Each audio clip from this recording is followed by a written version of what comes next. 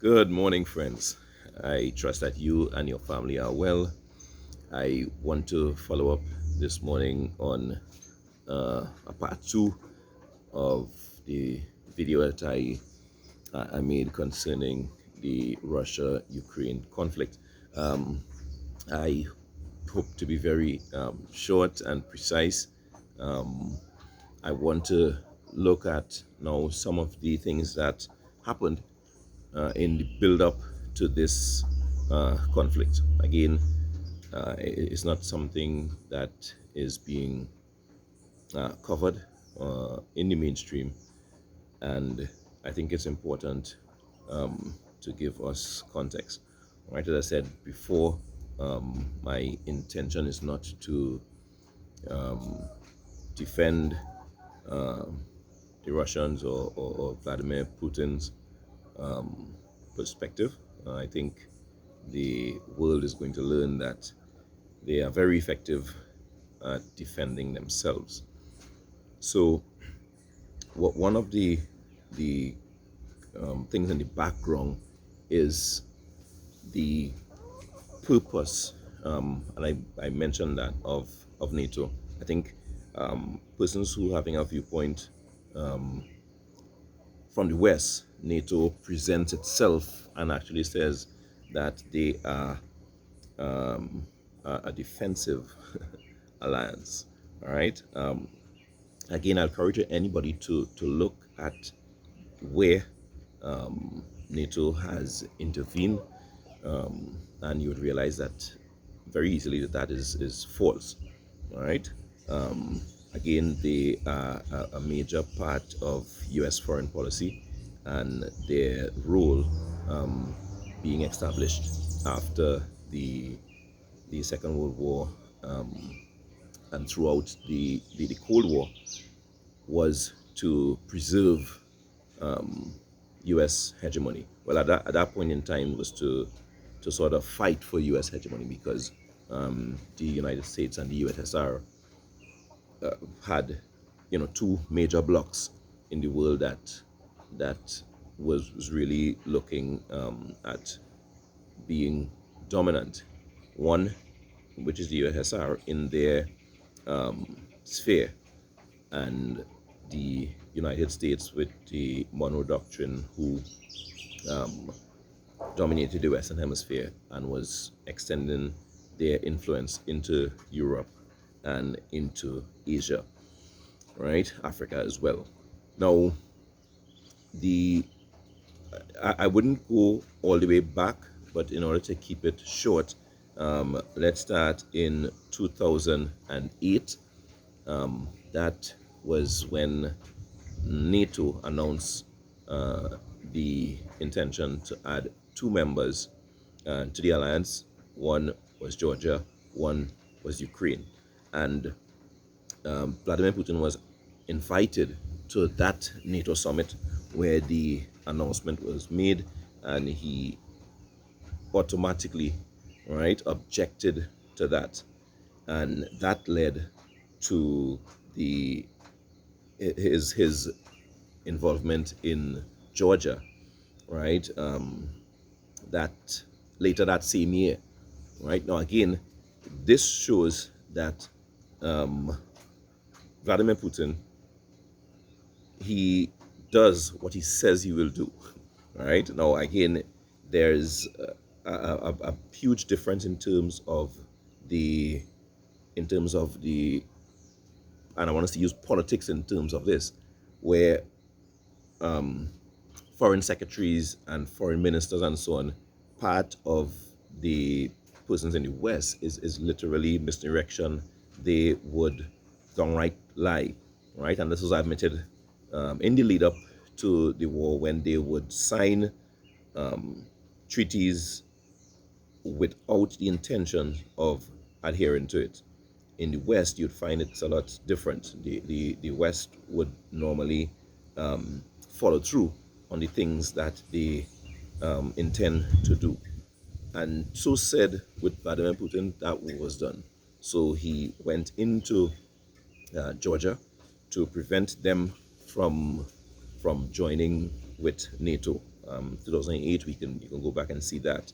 Right now, fast forward to 2014, the U.S. led a coup in the Ukraine, right? The Maidan Revolution, and that was where the U.S. installed a puppet regime in the Ukraine, right? So people who are talking now about Ukraine's sovereignty, Ukraine surrendered its sovereignty in 2014 when they stood for a U.S. installed government in Kiev, right? Again, don't take my word for it, but go do your background search on it. And I encourage you to look at interviews and look at research that is pre the invasion in this year, February, right? That would give you a good perspective. Once the war starts,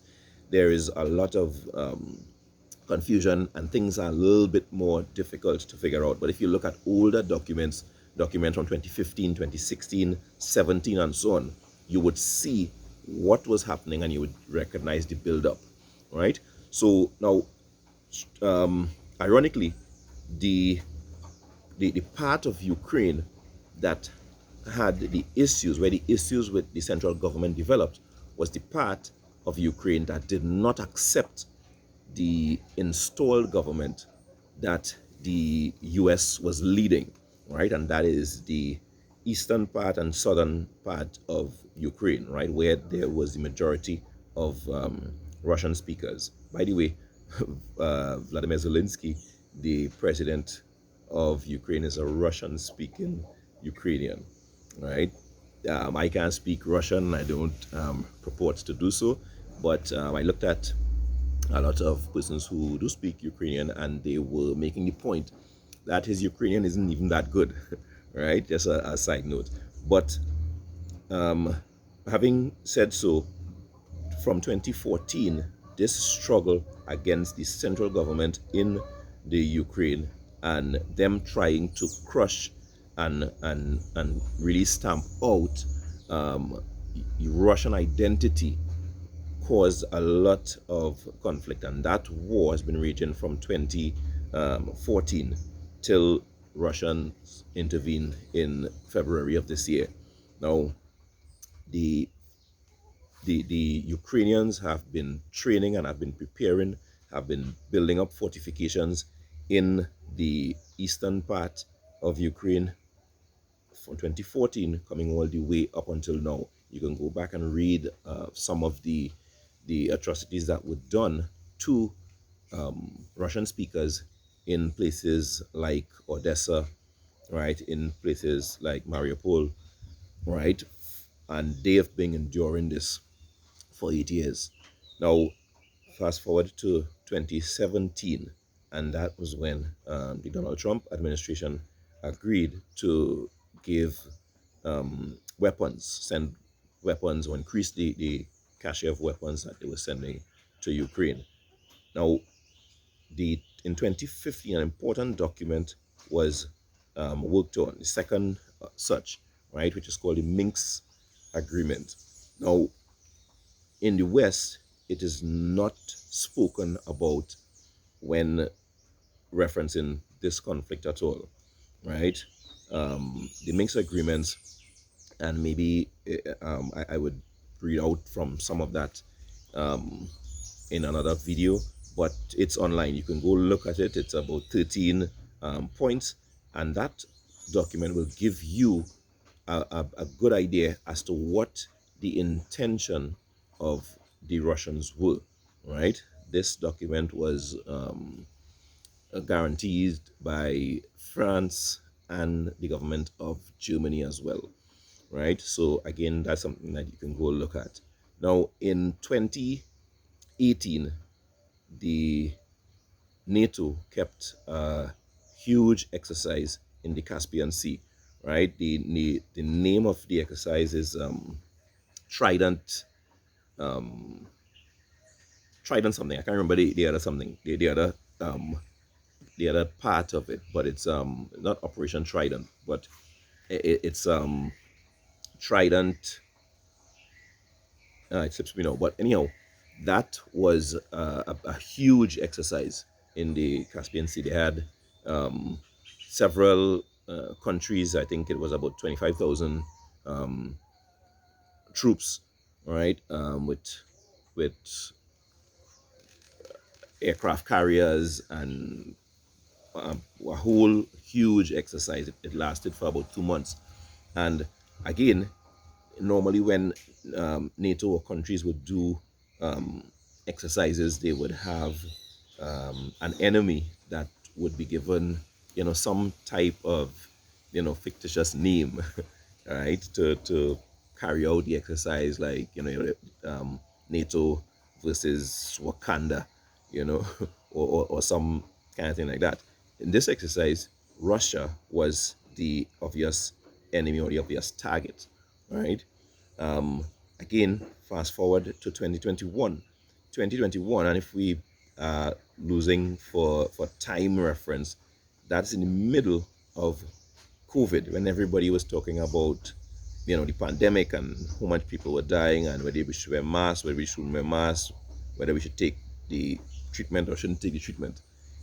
June of 2021, a huge exercise joined by Ukraine and the United States, and I think about 28 other nations, including England and so on, kept another exercise in the Black Sea this time. And the name of this operation was Operation Sea Breeze, right? And you could go and check these out, right? And again, people are not mentioning these huge provocations. Now everybody's talking about Ukraine not being a member of NATO, but as I point out here, Ukraine has been a de facto member of NATO for quite some time because they are aligned with the US and they are working to perform an agenda for the US. Right, from 2015 to 2022, the NATO weapons that went into the Ukraine, right, to bolster their defense, made them one of the biggest and most well-equipped armies in Europe.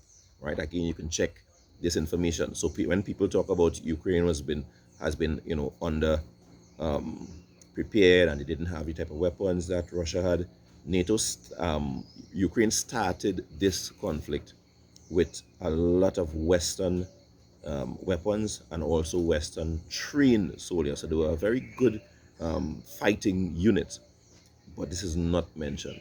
So again, the last part about it is just before when so this is what would correspond to Russia's build-up. A lot of talk has been about Russia's building up troops on um, their western flank and their western border, and that is a provocation. But again, that started in 2021 after Operation Sea Breeze, right? And I want people to know that because it's not being made, people are not being made aware of that in the media at all. So the last thing that the Russian leadership would have done was to send a formal letter to the the to the US asking them for guarantees, and it was defensive guarantees, right? Security guarantees that NATO would not set up shop, as it were, in the Ukraine. That letter was acknowledged, and the US, in the person of Tony Blinken, went about to say that they would continue on the path that they were. Right now, again, I'm not I want to give people enough information that they can go and do their research, look into these things, because there's an agenda afoot and we are not being made aware of what that is. All right. They still have their grand plan as to how this is being done. And I say Russian actions was to make sure that what they intended to do, they weren't going to do. at the end of the day, the the war isn't going the way that they intended. And my concern is that there's going to be an escalation because the West does not have a reverse gear. They will not back down off of the things that they're doing. We can see that the European economies are literally wrecking themselves in order to achieve an objective that the US set out, right? And this shows that there's an intention to carry out this plan at all costs, right? So we have to stay focused. Again, they are trying to make sure that even though we are not directly affected by it, they're making sure that we feel the effects of the war somehow so that we can become sympathetic to the Western cause. And I mean, this information will cause us to, have a better balance and a better view when looking at it. All right, so I think I've gone on long enough. I'd probably do another part to probably just point out some of the things that we should be aware of and some of the ways in which we should, what we should be looking for. All right, so brothers, sisters, continue to take care of yourselves and each other. And until next time, you're willing, be blessed.